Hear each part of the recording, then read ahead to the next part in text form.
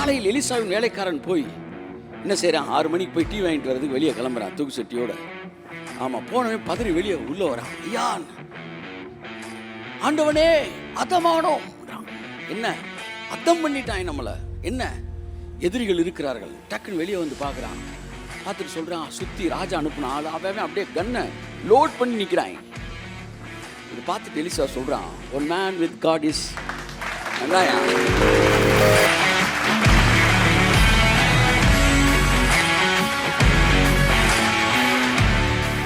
Elisha நீ கடைக்கு போய் வாங்கிட்டு வரேன்றான். ஐயா சுற்றி ஆளாக இருக்காங்க. அவர்களோடு இருப்பவர்களை பார்க்கிலும் நம்மோடு இருக்கிறவர்கள் அதிகம் தான்.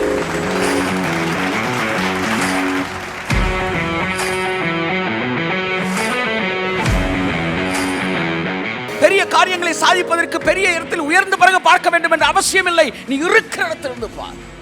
That is what vision. அந்த இடத்துக்கு போய் பார்க்கிறது சைட்டு, இருக்கிற இடத்தில் இருந்தே பார்க்கிறது விஷன்.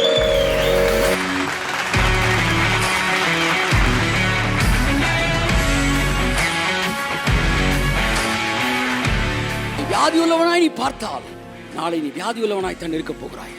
ஆனா இன்று இருக்கிற வியாதி இல்லாதவனாய் ஆரோக்கியம் உள்ளவனாய் உன்னை நீ பார்ப்பாய். ஆனால் நாளைய நாள் உன் சரீரத்தில் அந்த வியாதி இல்லாத ஒரு நபராகத்தான் இருக்க போகிறாய்.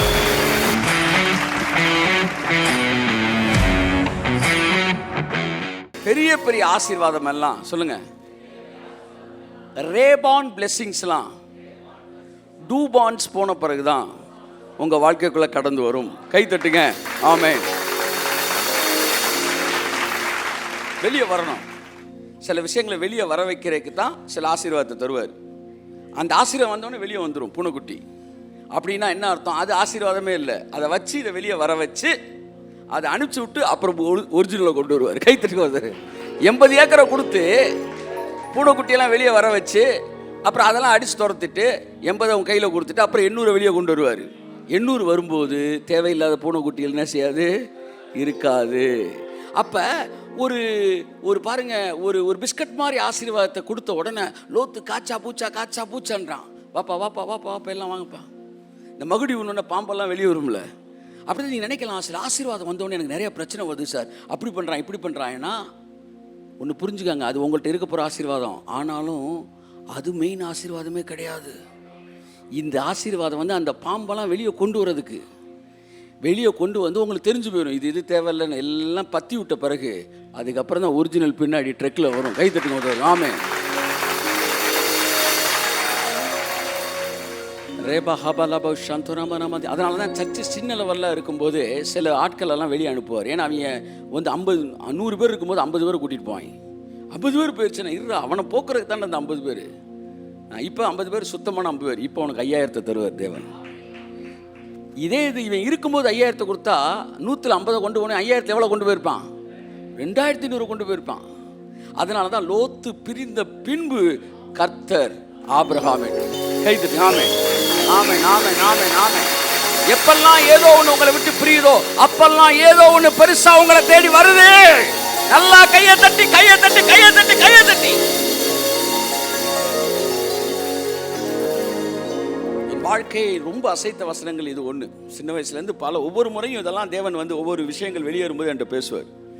லோத்து பிரிந்த பின்பு கர்த்தர் அவனிடத்தில் வந்து என்ன சொல்றாராம்? வாசிங்க. லோத்து ஆபிரகாமை விட்டு பிரிந்த பின்பு கர்த்தர் ஆபிரகாமை நோக்கி, நீ உன் கண்களை ஏறெடுத்து நீ இருக்கிற இடத்திலிருந்து வடக்கேயும் தெற்கேயும் கிழக்கேயும் மேற்கேயும் நோக்கி பார். கர்த்தர் in English it says lift up your eyes. உன் கண்ணை நல்லா ஒசத்து. சொல்லுங்க, கண்ணை நல்லா ஒசத்தி நல்லா பெருசா சொல்லுங்க, நல்லா சொல்லுங்க, பெருசா நல்லா வலுவா நல்லா சரியா நல்லா தரமா உன் கண்ணை நல்லா உயர்த்தி பாரு. ஏன்னா இன்னைக்கு நீ எதை பார்க்குறியோ அதுதான் நாளைக்கு உன் கைக்கு வரப்போகுது. நல்லா கட்டி ஆமென்.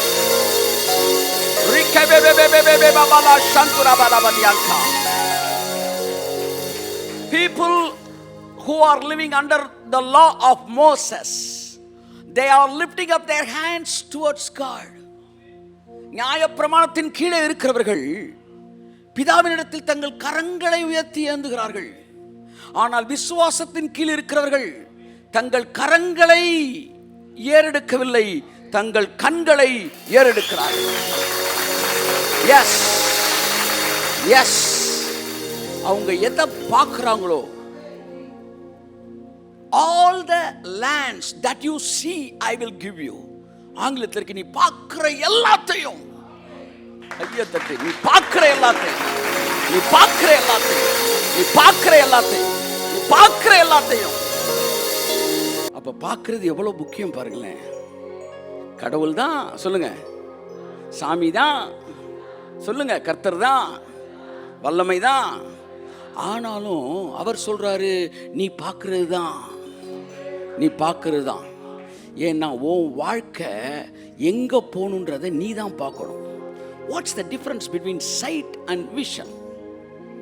விஷனுக்கும் சைட்டுக்கு இருக்கிற ஸ்பிரிச்சுவல் இன்டர்பிரட்டேஷன் வித்தியாசத்தை நான் சொல்றேன். அதாவது சைட்னா என்ன, விஷன்னா என்ன? சைட்னா ஒன்று இருக்கிறத நீங்க பார்க்கறது. விஷன்னா ஒன்று இல்லை ஆனால் நீங்கள் அதை பார்க்குறீங்க. புரியுதா உங்களுக்கு? புரியுதா? ஒரு பெரிய பைபிள் காலேஜ் கட்ட போகிறேன். ஒரு ஃபஸ்ட்டு ஃபேஸில் சின்ன பைபிள் காலேஜ் கட்டுறேன். செகண்ட் ஃபேஸில் அதை பிரித்து பெருசாக கட்டுறேன். இந்த பெருசாக கட்டும்போது அது யூனிவர்சிட்டி லெவலில் இருக்கும். கட்டாயம் அட்லீஸ்ட் மதுரை காமராஜ் யூனிவர்சிட்டி பெருசாக இருக்கணும். ஆமாம், மதுரை காமராஜ் யூனிவர்சிட்டி எத்தனை கேட்டுப்பா? 4 கேட்டு. ஆமாம், நான் போய் கிளாஸ் இது எடுக்க போவேன். 4 கேட்டு. நான் என்ன சொல்கிறேன், என் யூனிவர்சிட்டி அதோட பெருசாக இருக்கும். 4 யூனிவர்சிட்டி கட்டிடுவேன். நீங்கள் எல்லாம் வந்து பார்ப்பீங்க. அதுக்கு பேர் சைட்டு. ஆனால் இன்றைக்கி நான் பார்க்குறேன்ல, அதுக்கு பேர் vision. So people, they will have a sight, they will have a look on what is there, but leaders will have a vision. So யாரெல்லாம் தரிசன பார்வையுடையவர்களாக இருக்கிறார்களோ அவர்கள் எல்லாம் தலைவர்கள். அப்போ நாங்கள் என்ன சார் வந்து தரிசனம் இருக்கணும், நாங்கள் வந்து ஆளுக்கு 50 ஏக்கர் வாங்க சொல்கிறீங்களா, என்ன பஞ்சம் என்ன சொல்ல வரீங்க அப்படின்னா, everyone should have a vision. You must have a vision about your family. தரிசனம்னாலே நீ ஏதோ ஒன்று நினைக்கக்கூடாது. உன் குடும்பம் இப்படித்தான் இருக்கணும், நீ பார்க்குற பாரு, அதுதான் தரிசனம். என் மனைவி இப்படி தான் இருக்கணும், என் மனைவியோட சரீரத்தில் எந்த பலவீனம் இருக்கக்கூடாது, இப்படித்தான் இருக்கணும், என் சரீரம் இப்படி தான் இருக்கணும், என் ஆரோக்கியம் இப்படி தான் இருக்கணும், என் ஐஸ்வர்யம் இப்படி தான் இருக்கணும், என் பிள்ளைகள் இப்படி தான் இருக்கணும் என்று நீ பார்க்கிற பார்வைப்படியே உன்னுடைய குடும்பம் அமையும் என்று கர்த்தருடைய ஆவியானவர் சொல்கிறார். நீ என்னுடைய குடும்பம் இப்படித்தான் இருக்கணும்ன்ற முடிவுக்கு நீ வரும்போது நீ தரிசனம் உள்ள தலைவனாக இருக்கிறாய். நீ எதை நோக்கி பார்க்குறியோ அதை நோக்கி உன் குடும்பம் நகலும். நான் சொல்றேன், உன்னுடைய வீட்டில் யாருக்கு கேன்சர் இருந்தால் கூட பிரச்சனை இல்லை, என் குடும்பம் முழுவதும் நீடிய ஆயுள் உள்ளவர்களாக இருப்போம் என்கிற தரிசனத்தில் நீ மூவ் ஆனினா, நீ போயிட்டு இருக்கும் போதே திரும்பி பார்ப்பாங்க, கேன்சர் இருக்காது, இருக்காது, இருக்காது. It may be HIV or cancer or TB, whatever it may be, whatever it may be. ஒரு நல்ல தலைவன் என்பன், ஒரு குடும்ப தலைவன், குடும்ப அப்படிதான் சொல்றாங்க. ஹஸ்பண்ட் என்ன சொல்றாங்க, குடும்ப தலைவன் என்ன, லீடர். லீடர்னா என்ன, vision. he must have a vision. என் சரீரம் எப்படி இருக்கணும், என் ஆரோக்கியம் எப்படி இருக்கணும், என் குடும்பத்தோட ஐஸ்வர்யம் எப்படி இருக்கணும், என் பிள்ளைகள் இப்படி இருப்பார்கள். இந்த தரிசனத்தை தான் பைபிள் உங்களுக்கு தருது. உன் பிள்ளைகள் உன் வீட்டை சுற்றிலும் உன் பந்தியை சுற்றிலும் ஒலிவ மரக்கன்றுகளைப் போல இருப்பார்கள். அது படித்த உடனே உனக்கு ஒரு விஷன் வருது பாரு, அந்த விஷனுக்கு தான் உன் வாழ்க்கை போகுது. உன் மனைவி உன் வீட்டோரங்களில் கனிதருகிற திராட்சை செடியை போல இருப்பாள். உன் கைகளின் பிரயாசத்தை எதிரிகள் சாப்பிடுவதில்லை. உன் கைகளின் பிரயாசத்தை மருத்துவர்கள் சாப்பிடுவதில்லை. உன் கைகளின் பிரயாசத்தை சொல்லுங்க, அரசியல்வாதிகள் தவறானவர்கள் சாப்பிடுவதில்லை. உன் கைகளின் பிரயாசத்தை நீ சாப்பிடுவாய். இதுதான் விஷன். என் லைஃப் இப்படி தான் இருக்கும், என் ஒய்ஃப் இப்படி தான் இருப்பா. சொல்லுங்க, என் லைஃப் இப்படி தான் இருக்கு, என் ஒய்ஃப் இப்படி தான் இருக்கும். எனக்கு பின்னாடி நீட்டு இருக்கிற நைஃபு, ஆமாம் ஸ்வேர்டு, அது இப்படி தான் இருக்கு. என் ஜீவனுள்ள நாளெல்லாம்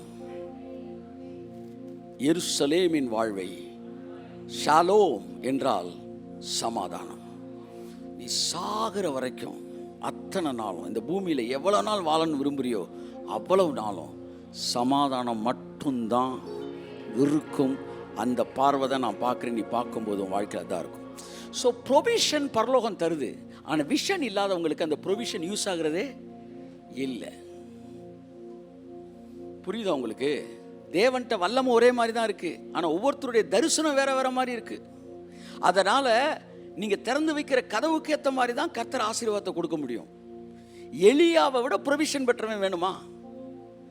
எலைஜா, அவனுக்கு பரலோகம் ஒரு பெரிய ப்ரொவிஷன் கொடுத்துருந்துச்சு. என்ன ப்ரொவிஷன் சொல்லுங்க? சாகாமை, மரணமே இல்லைன்ற ஒரு பெரிய ப்ரொவிஷன் கொடுத்துருக்கு. ஆனால் இந்த எலியா என்ன சொல்கிறான்? போதும் ஆண்டவரே, என் ஜீவன் என்ன செஞ்சுக்கங்க, எடுத்துக்கங்கன்றான். ப்ரொவிஷன் இருக்கு எல்லாம் சொல்லுங்க, ஆனால் என்ன இல்லை? விஷன் இல்லை. அவர் விஷன் தராரு. டே, நீ பண்ண வேண்டிய பிரயாணம் வெகு தூரம். ஏசபேல்னு ஒரு அகராதியை என்ன செய்யணும்? நீ அழிக்கணும். அவருடைய ரத்தத்தை நாய்கள் நக்கவே. கை தட்டு வருது. ஆமே.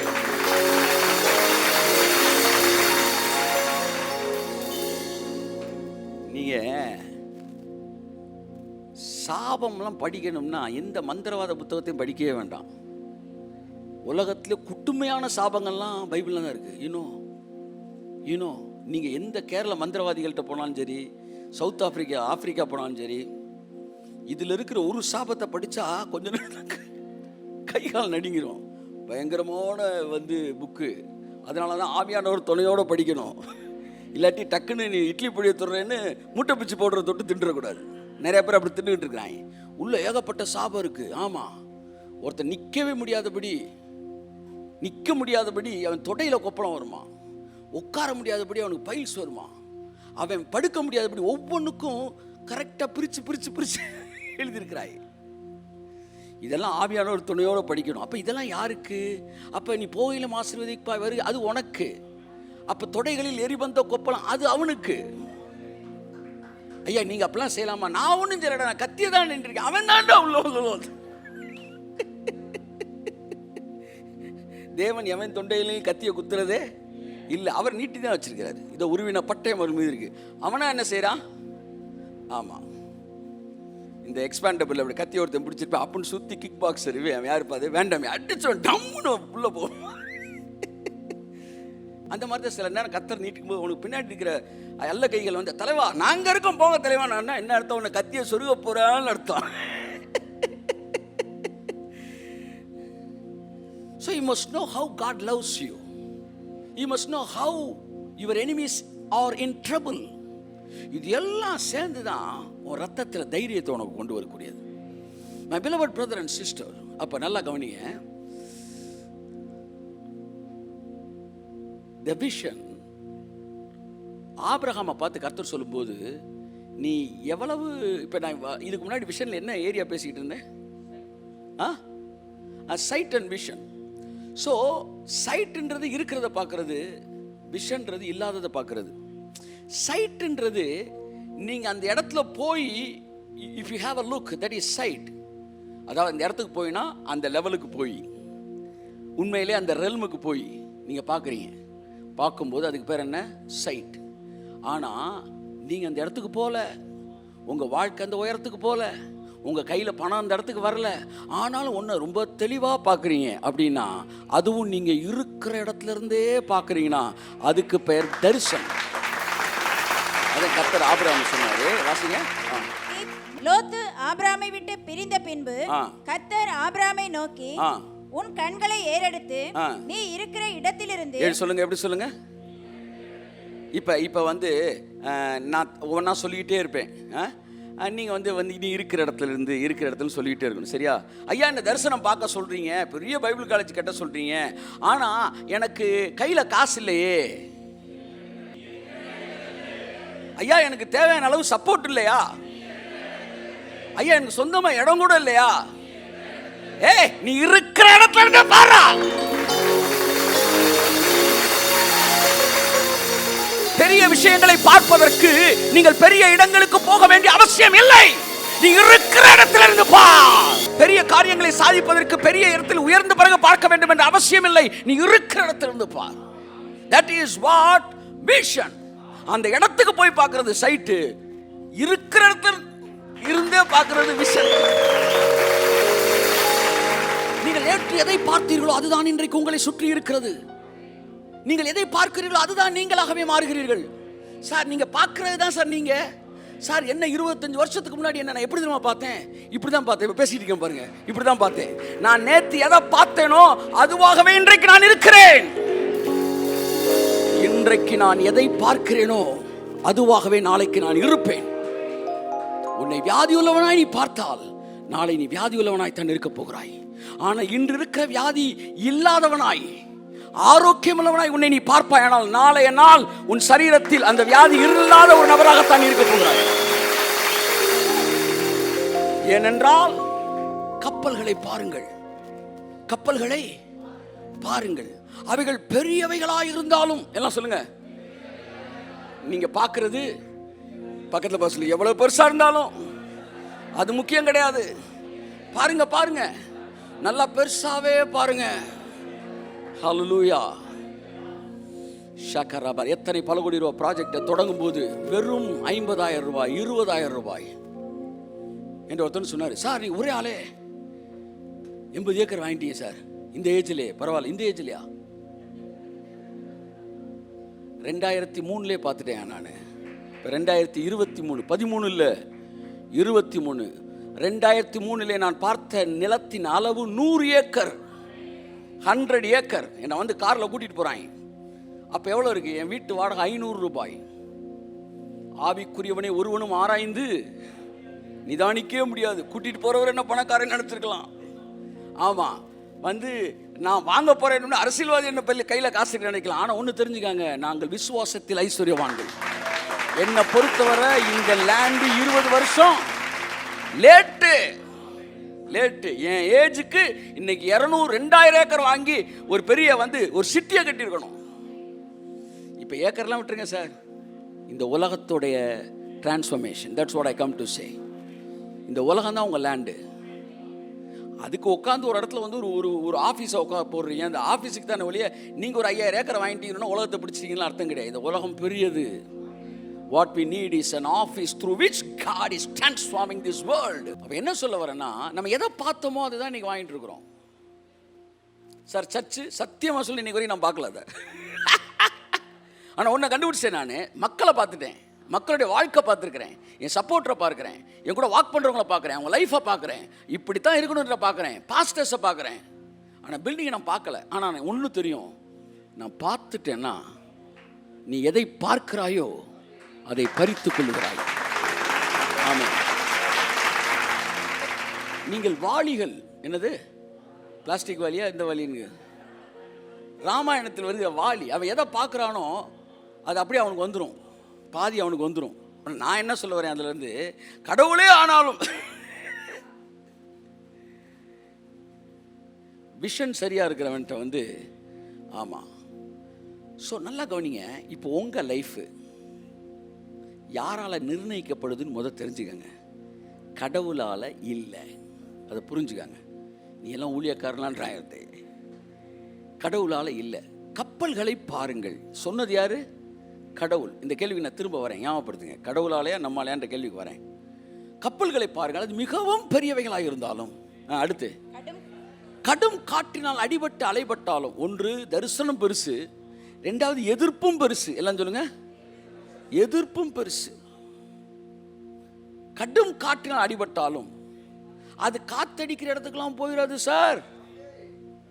கொடுக்கிற மிரட்டல் கத்தெல்லாம் நடக்காது சார். அது அந்த கப்பல் எங்க தான் சார் போகும்? அதை நடத்துகிறவன் யோசிக்கும் இடம் எதுவோ, நல்லா தட்டு. அதை நடத்துகிறவன் யோசிக்கும் இடம் எதுவோ, அதை நடத்துகிறவன் யோசிக்கும் இடம் எதுவோ, அதை நடத்துகிறவன் யோசிக்கும் இடம் எதுவோ அவ்விடத்திற்கு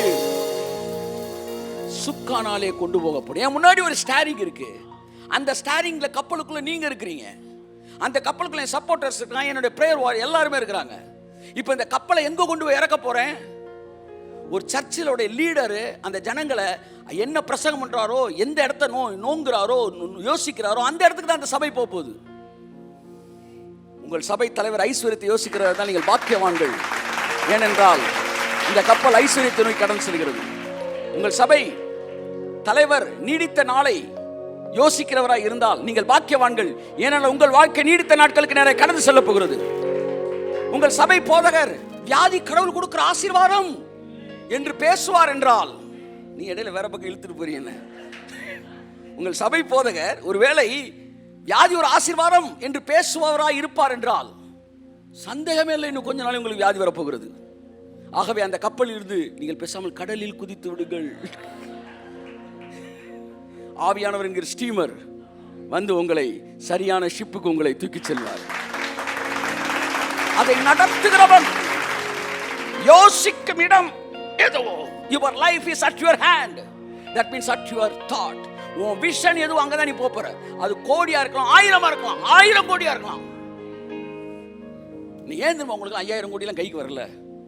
ஓப்பனா சொல்லவா, 1000 கோடி கூட உன் கைக்கு வரல. ஏன் தெரியுமா? நான் 1000 கோடி இப்ப நான் கொடுக்குறேன், நீ செலவழிச்சு காட்டிரு. நீ கருத்தா உருத்தா செலவழிச்சிரு தெரியாது. ஏன்னா உனக்கு 10 கோடிக்கு மேல செலவே இல்லை, 5 கோடிக்கு மேல செலவு இல்லை. சிலருக்கு 100 கோடி மேல. உங்களில் அதிகமான பாஷையை பேசுறேன் நான். 150 200 கோடிக்கு மேல எனக்கே கணக்கு இல்லை. 200 கோடி கணக்கு வச்சிருக்கவனுக்கு 2000 கோடி எதுக்கு? 200 கோடிக்கு திட்டம் வச்சிருக்கிறவனுக்கு 2000 கோடி எதுக்கு? நம்ம எவனுக்குமே பாத்திரம் பெருசே இல்லை. பாத்திரம் சிறுசா இருக்கனால நீங்க அபாத்திரரா இருக்கிறீங்க. அதனால உங்க ஆசீர்வாதத்தின் அது உங்கள் பாத்திரத்தில் நிர்ணயிக்கப்படுகிறது. இல்ல பெரிய கப்பல் சார் இருந்துட்டு போது, சின்ன சுக்கா இருந்தாலும் திருப்புது கப்பலை. பைபிள் அப்படிதான் சொல்லுது. தாவீது கோலியாத்துக்கு எதிராக ஓடினான். கொல்லணும்னு ஓடி வந்தவன் யார் ஓடி வந்திருக்கணும்? கோலியாத் ஓடி வந்திருக்கணும். ஆனா வீரன் ஓடி, அவன் நிக்கிறான், இவன் வெறியில இருக்கிறான். ஒன்னு போட்டே நேரா வந்து அப்படின்னு வலைய கழுத்துல ஒரே போட்டுட்டு அப்படி போயிடுவான். அடுத்த சீன் அப்படி விழுந்துருவான். அவ்வளவுதான், சண்டையே கிடையாது. This is what done. ஆமா, கோலியாத்துக்கு தாவீதுக்கு இடையில இதுதான் நடந்துச்சு. ஒரே சுத்து. கவட்டை எறிவது என்பது தாவீதோட ட்ரைனிங் இல்ல, கிடையாது. தாவீதோட என்டர்டெயின்மெண்ட். ஆண்டனியனோட ரெவலேஷன் இது. ஆமா, அவர் பேரை சொல்லிருந்தோம். அதாவது தாவீதுக்கு கவட்டை அடிக்கிறதுன்றது, கல்லெறி கவனெறியது என்பது என்டர்டெயின்மெண்ட். அவன் போருக்கெல்லாம் பிராக்டிஸ் பண்ணல, வெறும் என்டர்டெயின்மெண்ட். அவன் என்டர்டெயின்மெண்ட்டை வச்சு அடிச்சார் பாரு எதிரிய காலி. நம்முடைய தேவன் நம்முடைய என்டர்டெயின்மெண்ட்டை வச்சு எதிரிய காலி பண்ணுவார். Music playing was entertainment. ஆனா அந்த என்டர்டெயின்மெண்ட்டை வச்சு சவுலுக்குள்ள இருக்க ஆவியை விரட்டினார் தேவன். உன் வாழ்க்கையில எதெல்லாம் என்டர்டெயின்மெண்டா இருக்கோ அந்த என்டர்டெயின்மெண்ட்டையே எடுத்து தேவன் எதிரிகளை அழிப்பார். நிறைய பேர் பேசுறது, சார் உங்க மெசேஜை கேட்கும்போது படம் பார்க்குற ஃபீல் தான் சார் இருக்குன்றாய். நாங்கள் திருநெல்வேலியிலேருந்து கிளம்புவோம், வந்து நாகர்கோவில் கிளம்பும்போதே படம் போட்ட போகிறான், சீக்கிரம் வா படம் போட்ட போகிறான் தான் வருவோம் நாங்கள். ஏன்னா எங்களை அப்படியே சீனுக்குள்ளேயே கொண்டு போறீங்க. நான் சொல்கிறேன், வெறும் வாயில ஒன்று சீனுக்குள்ளே கொண்டு போகிறேன்னா நாளைக்கு கேமரா வரப்போகுது, வந்து டைரக்டர் வர போகிறாரு, ப்ரொடியூசர் வர போகிறாங்க, 23 கிராஃப்ட்ஸ் வரப்போகுது. என் என்டர்டெயின்மெண்ட் படம் பார்க்குறது தான். அந்த என்டர்டெயின்மெண்ட் எடுத்து தான் எதிரி அழிக்க போறார் தேவன். கை தட்டி வருவார். ஆமென். Praise God. சாபா ராபா லாபா தீரமேன ஹந்தராபா ராபதியா. ஒரு காலத்துல ப்ராஃபட் எசேக்கியா அவங்க எடுத்தார். என்னன்னா, உங்களை எது வீக்னஸோ அதே பாசிட்டிவா தேவன் பயன்படுத்துவார். ஆமா, நிறைய லவ் லெட்டர் எழுதுவாங்க. அந்த காலத்துல லெட்டர் தான், இப்போ ஃபுல்லா டைப்பிங், சக்க சக்க சக்கன். அப்ப லெட்டர்ஸ், நிறைய லெட்டர் எழுதுறியா, உன்னை வந்து புத்தகம் எழுதுறவரா மாத்த போறாரு.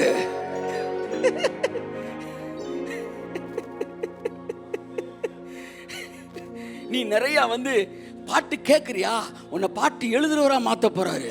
ஸோ நல்லா பாருங்க, நீங்க எதுல என்டர்டெயினாக இருந்தீங்களோ அப்படியே எடுத்து எல்லாம் சொல்லுங்க, எல்லாம் சொல்லுங்க, அப்படியே எடுத்து கைத்தட்டு கைத்தட்டு அப்படியே எடுத்து எடுத்து எடுத்து எடுத்து எடுத்து எடுத்து அப்படியே எடுத்து உங்களை தேவன் தன்னுடைய வேலைக்கு பயன்படுத்துவார். கையை தட்டு வருவதற்கு ஆமென்.